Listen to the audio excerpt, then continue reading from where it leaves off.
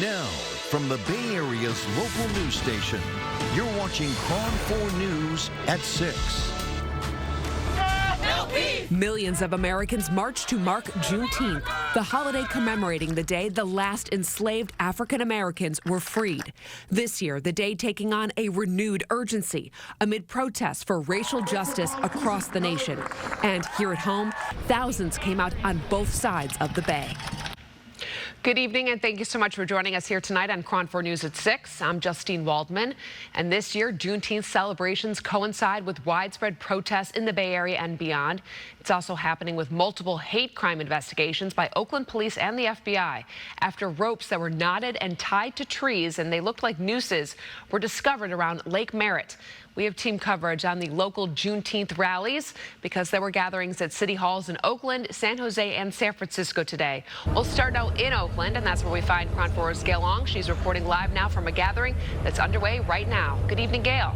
In a statement, the governor said, quote, "As we celebrate Juneteenth, we must redouble our efforts to achieve justice and take on systematic racism and its devastating consequences for Black Americans. Recent demonstrations fueling important reforms throughout the United States are the latest contributions to building a more perfect union.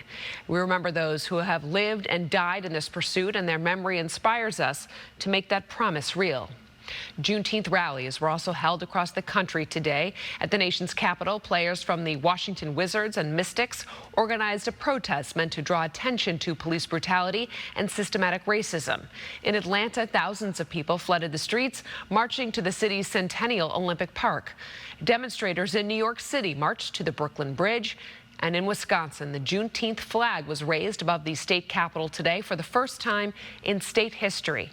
Some companies and some cities have also chosen to mark Juneteenth as a holiday, and there are calls to make it a national holiday in the hopes that this will spark a conversation about racial and political conflicts and where they began. Thank you, Lawrence. And still ahead, how one group of lawmakers is moving beyond police reform, addressing everything from health care to education to trying to advance racial justice in America.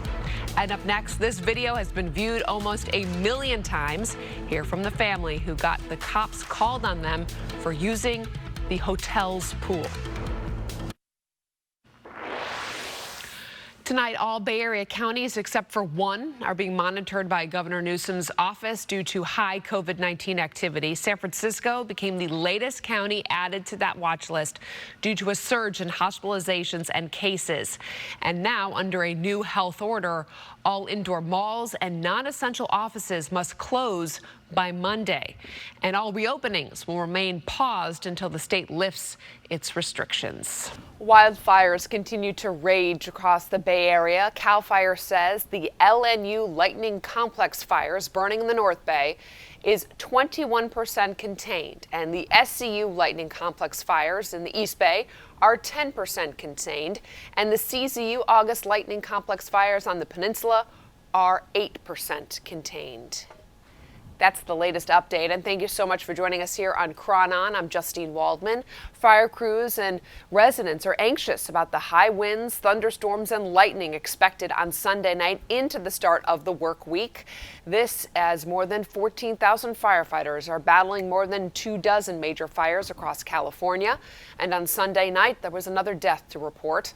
The body of a 70-year-old man has now been discovered in Santa Cruz County. Whoever's responsible has to pay,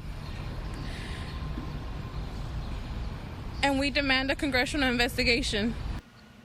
The family of Vanessa Guillen is demanding justice after the remains that are believed to be hers were found in a shallow grave near a Texas river on Tuesday.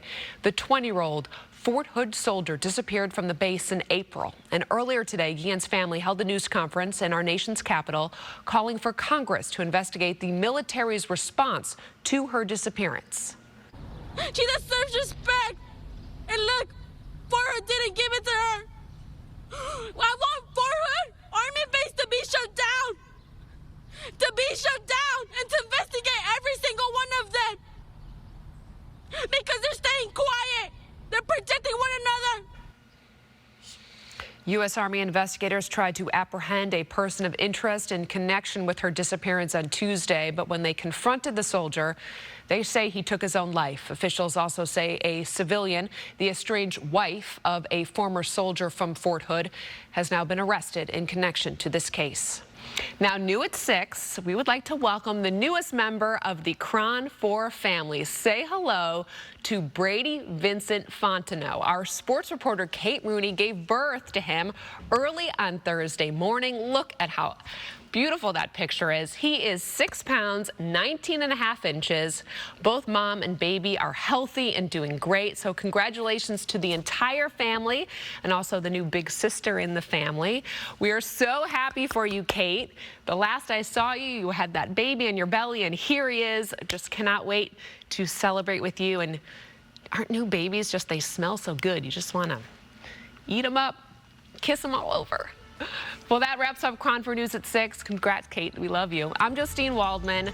Don't forget to wear your mask, wash your hands, please, and we'll see you back here next time. Thanks for joining us.